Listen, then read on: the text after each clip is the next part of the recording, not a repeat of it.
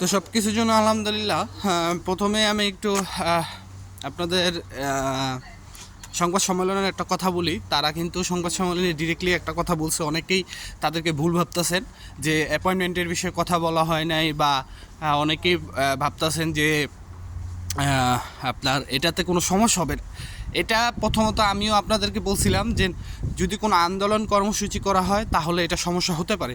যেহেতু তারা একটা প্রেস কনফারেন্স করছে, তো সেখানে সমস্যা হওয়ার কোনো কারণ না। তাদের সমস্যার কথা তারা বাংলাদেশের মিডিয়াকে জানাতেই পারে, যে তারা এটা সলভ হওয়ার জন্য যে কোনো বিষয়ে আপনার পদক্ষেপ নিতে পারে। কিন্তু হ্যাঁ, আন্দোলনের যে বিষয়টা সেটা হচ্ছে কি, আসলে ইটালিয়ান রাষ্ট্রদূতরা যদি না চায় আমাদের পক্ষে কিছু করা সম্ভব না, কারণ তারা কিন্তু আমাদের জন্য ওয়ে রেখা দিছে।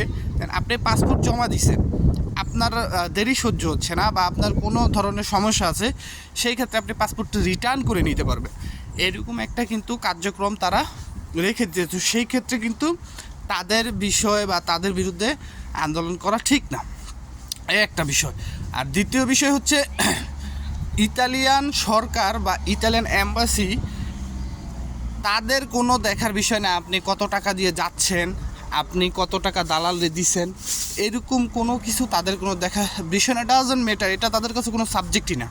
আপনি 20 লাখ টাকা দিছেন, আপনি 20,000 দিছেন, এটা তো ইতালিয়ান এম্বাসির দেখার বিষয় না। তো এই জিনিসটা যদি আপনারা সংবাদ সম্মেলনে বলেন যে, বা এটা আমি দেখলাম তারা বলছে যে আমরা, কেউ বলছে আমি 20 লাখ টাকা দিছি, কেউ বলছে আমি 15 লাখ টাকা দিছি, এই জিনিসগুলো আপনারা বলছেন, এই জিনিসগুলোই কিন্তু ইতালিয়ান সরকার বা ইতালিয়ান যে অ্যাম্বাসিডার আছে তিনি এই জিনিসগুলো তুলে ধরবো, যে দেখেন এইখানেও কিন্তু আপনারা একটা সিন্ডিকেটের শিকার হয়েছেন, একটা প্রতারণার শিকার হয়েছেন। কারণ ইতালিয়ান ভিসার জন্য কিন্তু এত টাকা লাগে না, তাহলে কেন বাংলাদেশের 15 লাখ 20 লাখ টাকা লাগবে?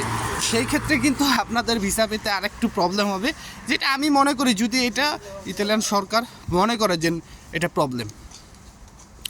আশা করি বুঝতে পারছেন। আর এই বিষয় নিয়ে আমি আর কোনো কথা বলতে চাই না। আর আরেকটা বিষয় যেটা আমি আপনাদের বলে দিতে চাই সেটা হচ্ছে, তারা একটা আলটিমেটাম দিছে, যদি আগামী 60 দিনের ভিতরে কোনো ধরনের ভালো রেসপন্স না আসে তাহলে কিন্তু মানে ঈদের পরেই তারা আন্দোলনে নামবে 60,000 ভুক্তভোগীরা, এরকম দিছে। আর প্রয়োজনে মানে তারা রেমিটেন্স বন্ধ করে দেওয়ার ঘোষণা দিছে। আচ্ছা, যাই হোক, আমরা পাশে আছি। রেমিটেন্স বন্ধ করে দেওয়ার ঘোষণায় আমরা সর্বত্র পাশে আছি। এই জিনিসটা আমরা করব, আপনাদের এখান থেকে সাপোর্ট দিব। কিন্তু আন্দোলনের যে বিষয়টা, আপনারা এটা নিয়ে আপনাদের আরও সোচ্চার হইতে হইব। আন্দোলন না, এই কর্মসূচি বা পদক্ষেপ নিয়ে আরও সোচ্চার হইতে হইব। কারণ আন্দোলন হচ্ছে একটা দেশের কিছু বদলাইতে পারে, কিন্তু এটা তো আপনি একটা বাহিরের দেশ, যারা নাকি আমাদের সহায়তা করতেছে, কিন্তু তাদের তো আন্দোলন করে কিছু করা যাবে না, ঠিক আছে? তো এই হচ্ছে বিষয়। রিটার্ন পাসপোর্টের কথা বলবো, রিটার্ন পাসপোর্টের তেমন কোনো অগ্রগতি নাই, অ্যাপয়েন্টমেন্টেরও তেমন কোনো অগ্রগতি নাই, তারপরে আপনার পাসপোর্ট সাবমিট করারও তেমন কোনো অগ্রগতি নেই। সব কিছুই চলমান আছে, কিন্তু খুব কম সংখ্যক চলমান আছে। অনেক, যেরকম হাজারে মনে করেন বোঝা যায়, মানে এক্সাম্পল বুঝলাম 10টা মনে করেন যে আপনার 10টা মনে করেন অ্যাপয়েন্টমেন্ট পাইতেছে, 10টা মনে করেন রিটার্ন পাসপোর্ট পাইতেছে, 10টা মনে করেন যে ভিসা পাইতেছে, সেটা ফ্যামিলি ভিসা হোক, যে বিষয় হোক। আর ফ্যামিলি ভিসার ক্ষেত্রে কিন্তু আপনাদের একটা কথাই আগে থাকতে বলে দেওয়া হয়েছে, যে যাদের নথিপত্র মানে আপনার কাগজপত্র ঠিক আছে, তারাই কিন্তু খুব দ্রুত এবং শীঘ্রই ফ্যামিলি ভিসা পেয়ে যাবেন। তো এই জন্য কিন্তু আপনাদেরকে ওয়েট করতে হবে, আর সঠিক কাগজগুলোই কিন্তু আপনাদেরকে দিতে হবে, ঠিক আছে? আশা করি বুঝতে পারছেন। তো সবাই ভালো থাকবেন, সুস্থ থাকবেন, সকলের জন্য দোয়া রইলে, সবার জন্য দোয়া করবেন।